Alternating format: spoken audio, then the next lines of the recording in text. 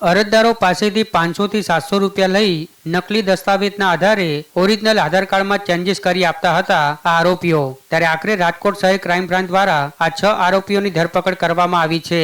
6 પૈકી 2 આરોપી સાર્થક બોરડ અને ધનપાલ બોરિયા નામના વ્યક્તિઓએ આધાર કેન્દ્રની મંજૂરી મેળવી હતી અને રાજકોટના હનુમાન મઢી ચોક ખાતે આધાર કાર્ડ જનસેવા કેન્દ્ર ખોલ્યું હતું, જેમાં બિપિન ઉર્ફે વિશાલ ચોવટિયા અને જુગેશ બેસરા નામના આરોપી ગ્રાહકો શોધી લાવતા, જ્યારે રવિ ધધણિયા અને હરેશ સાકરિયા નામના આરોપી ફોટોશોપ સહિતના સોફ્ટવેરના માધ્યમથી ડોક્યુમેન્ટ એડિટ કરતા હતા। આ આરોપીઓ ગ્રાહકને છેલ્લા 3 મહિનાથી બોગસ દસ્તાવેજના આધારે ઓરિજિનલ આધાર કાર્ડમાં ચેન્જીસ કરી આપતા હતા। ત્યારે આખરે રાજકોટ શહેર ક્રાઇમ બ્રાન્ચે રેડ કરી આ સમગ્ર રેકેટનો પર્દાફાશ કર્યો છે।